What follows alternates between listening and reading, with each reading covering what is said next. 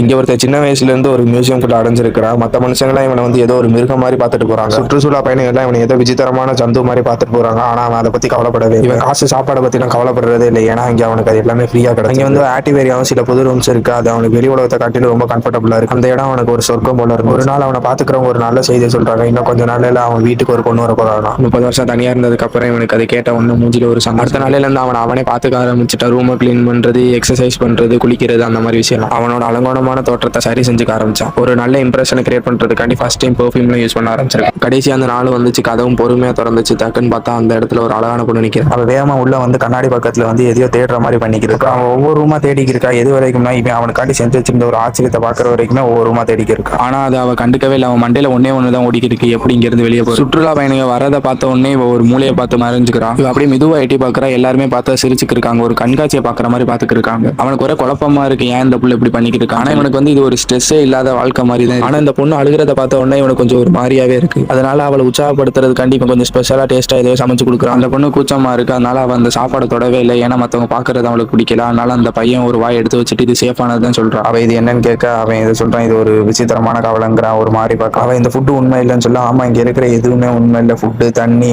ஏன் இந்த படிக்கட்டு கூட உண்மை இல்லை. எல்லாமே ஒரு வகையான இல்யூஷன் தான் அப்படிங்கிறான். அவன் இவன் அப்செட் ஆக்குற மாதிரி பேசினால சரி இவன் பேச்ச மாத்தன்னு சொல்லிட்டு எனக்கு உடம்புலாம் வலிக்குது, நான் போய் தூங்க போறேன்னு சொல்றான். இவன் கேட்கறான் ஏன் நம்ம சேர்ந்து தூங்கி ஒரு பேபி பிளான் பண்ணக்கூடாது. அவன் மூஞ்சில் அடிச்ச மாதிரி வேணான்னு சொல்லிடுறான். இவன் ரொம்ப சோகமா அவனோட ரூமுக்கு திரும்பி போறான். நைட் அந்த பொண்ணு நல்லா தூங்குனதுக்கு அப்புறம் அவளுக்கு பெட்ஷீட்டை போத்தி விட்டு அவளுக்கு பக்கத்திலேயே வந்து அவனுக்கு ரொம்ப பிடிச்ச ஒரு பொம்மையை வச்சுட்டு போறான். அந்த பொண்ணு எந்திரிச்ச ஒன்னா அந்த பொம்மையை பார்த்த ஒன்னா அவளுக்கு கண்ணு ஃபுல்லா ஒரே தண்ணி தேங்கி நிற்கிது. அப்ப அவளுக்கு ஒரு ஐடியா தோணும். அடுத்த நாள் காலையில அவன் எந்திரிக்கிறான். அவன் 30 வருஷமா சேர்த்து வச்சிருந்த அவனோட பொருள் எதையுமே காணும். டக்குன்னு அந்த கண்ணாடியில பார்த்தா அது எல்லாமே கண்ணாடியில் ஒரு வாய் ஒட்டப்பட்டிருக்கு. இந்த டிசைன் எல்லாமே அவ தான் கிரியேட் பண்ணது. இந்த மாதிரி அவன் முன்னாடி பார்த்த பொண்ணு சொல்றா இதான் உண்மையான உலகம். அவன் ஒரு செகண்ட் ஸ்டென் ஆயிட்டு அப்ப இது உண்மையான உலகம் இல்லையா அப்படின்னு கேட்க சொல்றா நம்ம உலக ரோபோட்ஸ் எல்லாம் கைப்பற்றப்பட்டுருச்சு அப்படிங்கிற ஒரு மனுஷங்களுக்கு கம்மியா தான் இப்ப நம்ம உலகத்துல வாழ்ந்துட்டு இருக்கோம். இந்த மியூசியத்துக்குள்ள இருக்கிறதுக்கு காரணமும் அதை ஒரு பாண்டாவை எப்படி நம்ம அடைச்சு வச்சிருப்போம். அதுக்கப்புறம் முதல் வாட்டி அவனுக்கு அந்த இடத்துல இருந்து தப்பிச்சு போகணுங்கிற எண்ணம் வந்து அடுத்த நாள் காலையில இவனை பாத்துக்க வரவங்க இவன் கண்ணுக்கு தெரியக்கூடாதுன்னு சொல்லி அந்த இடத்துல வந்து ஒரு மரத்தை வரைஞ்சு அப்புறம் அவன் அந்த பொண்ணு கிட்ட சொல்றான் ரொம்ப நாள் கழிச்சு கிளீன் பண்றதுக்கு ஒருத்தவங்க வருவாங்க அப்படிங்கிற நான் இங்கே மறைச்சு வச்சு அதுக்கப்புறம் உன்னை தப்பிக்க விட போறேன். அந்த பொண்ணு நீ என்ன பண்ணு கேட்கறான். அவன் சிரிச்சுக்கிட்டே அந்த வண்டியில ஒரு ஆள் போறதுக்கு தான் இடம் இருக்குங்க. அந்த பொண்ணு கையை தடைய கொடுக்க போகும்போது அவன் கண்ணுல ஒரு நம்பிக்கை தெரியுது. இவன் நீ கவலைப்படாத என்கிட்ட இன்னொரு பிளான் இருக்கு. கிளீன் வர போகும்போது நீ குயிக்கா போய் அந்த சர்வீஸ் கார்டுக்குள்ள மறைஞ்சிட்டேன்னா நம்ம பிளான் ஒர்க் ஆயிரும். ஃப்ரீ ஆயிட்டா திருப்பி இந்த பையன் தனிமைக்கு வந்துட்டான். அடுத்த நாள் கேர் டேக்கர் அந்த பொண்ணு எங்கன்னு கேட்க இவன் தெரியலங்க.